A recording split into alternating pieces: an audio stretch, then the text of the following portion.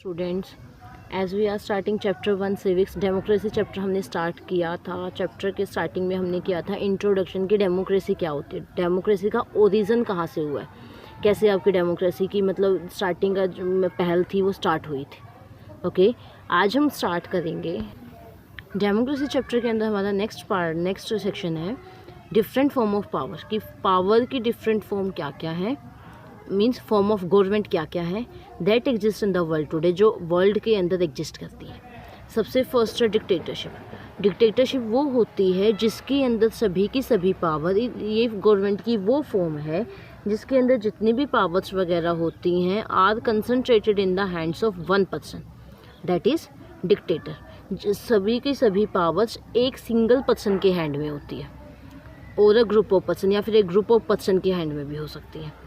ठीक है, in this form of government की इस फॉर्म के अंदर the citizen do not have any say in the decision making process. इस प्रोसेस के अंदर कोई भी जो सिंपल हमारे सिटीजन्स होते हैं कंट्री के, उनका कोई भी पार्ट नहीं होता है, कोई योगदान नहीं होता है। मतलब जैसे आजकल हम हैं, हमारी जैसे यहाँ डेमोक्रेसी है, डेमोक्रेसी के अंदर लोग होते हैं, अपने रिप्रेजेंटेटिव को चुनते हैं, फिर उनको मिला के गवर्नमेंट बनाई जाती है।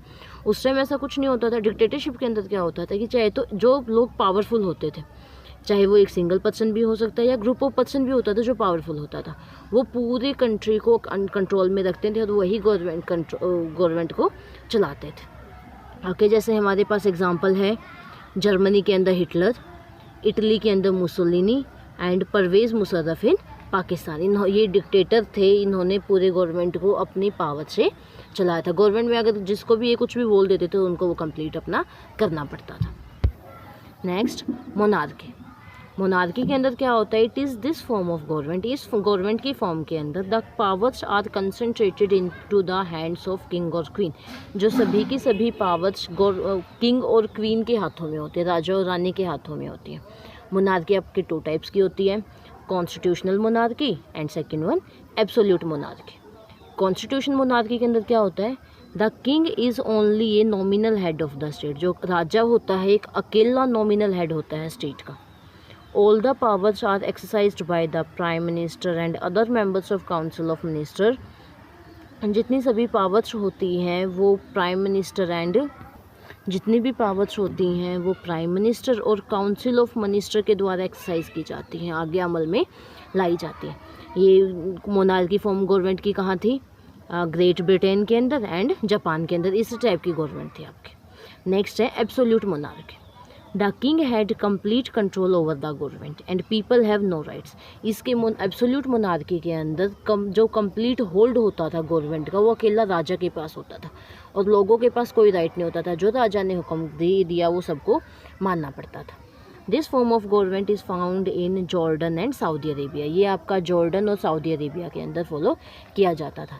साथ में मोनार्की के अंदर अगर राजा और रानी ही हैं तो इसके बाद क्या होता था कि इनके जो बच्चे होते थे वही राजा और रानी बनते थे। ओके, सो मोनार्की के अंदर जस्ट उसके डिक्टेटरशिप के अंदर क्या होगा आपका कि एक जो पावरफुल है उसके हाथ में गवर्नमेंट होती थी, बट मोनार्की के अंदर अगर राजा है तो राजा का बेटा ही राजा बनता था।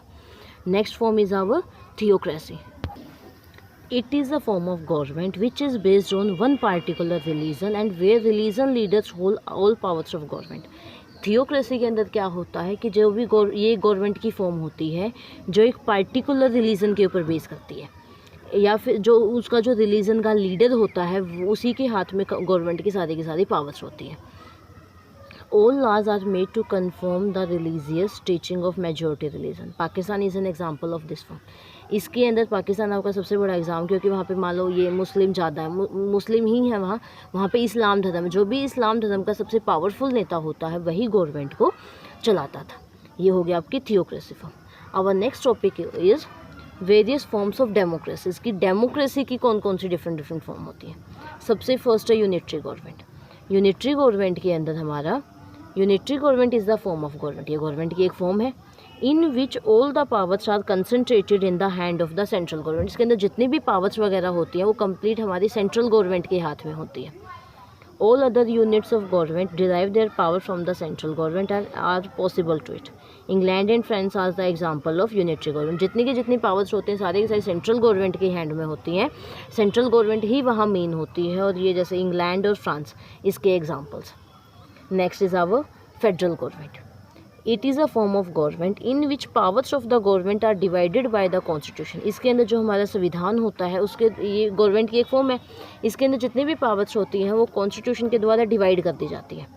Central government and the government of unit states, central government और स्टेट गवर्नमेंट के अंदर। एन इम्पार्शियल जुडिशरी, जैसे सुप्रीम कोर्ट हमारा है, is establish which settle the dispute between the central and the state. उनके बीच में अगर कोई भी डिस्प्यूट हो जाता है, कोई भी झगड़ा हो जाता है, किसी बात को लेकर आर्ग्यूमेंट हो जाता है, तो उसका सॉल्यूशन सुप्रीम कोर्ट करता है। India and USA have this form of government. India and USA के अंदर हमारी ये गवर्नमेंट की फॉर्म है।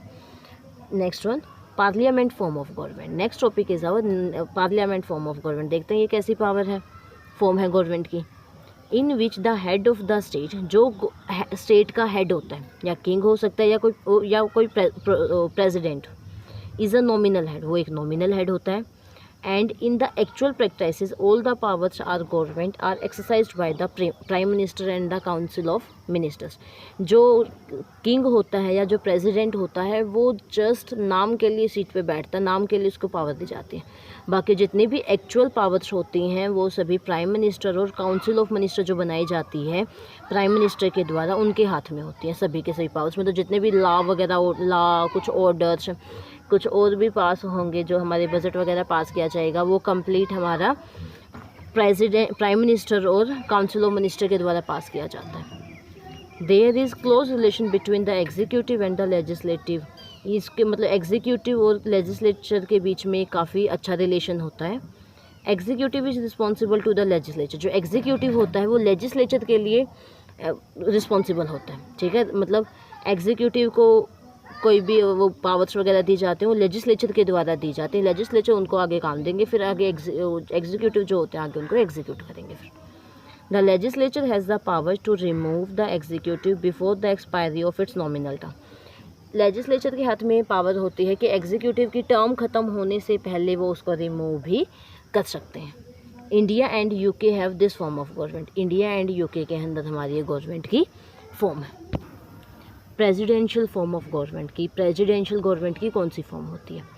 ये गवर्नमेंट की एक फॉर्म है इन विच जो प्रेसिडेंट होता है वो हमारा पूरे स्टेट का, पूरे कंट्री का रियल हेड होता है एंड कॉन्स्टिट्यूशन के द्वारा उसको ये सभी पावर्स दी जाती हैं। वो एक फ़िक्स टाइम पीरियड के लिए इलेक्टेड होता है एंड वो किसी लेजिस्लेचर के लिए रिस्पॉन्सिबल नहीं होता।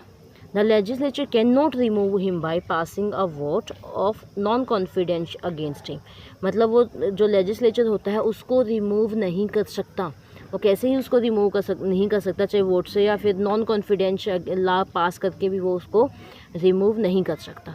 यूएसए के अंदर हमारी प्रेसिडेंशियल फॉर्म ऑफ गवर्नमेंट है। जैसे आजकल डोनाल्ड ट्रंप हैं, डोनाल्ड ट्रंप उनके प्रेसिडेंट हैं, सभी की सभी पावर्स उनके हैंड में होती हैं। ओके, आज के लिए हम इतना ही करेंगे। आज के हमारे 2 टॉपिक डन हो चुके हैं। नेक्स्ट वीडियो में हम करेंगे element that make democracy popular, कि किन किन एलिमेंट्स के द्वारा हमारी जो डेमोक्रेसी है वो पॉपुलर हुई है। Thank you.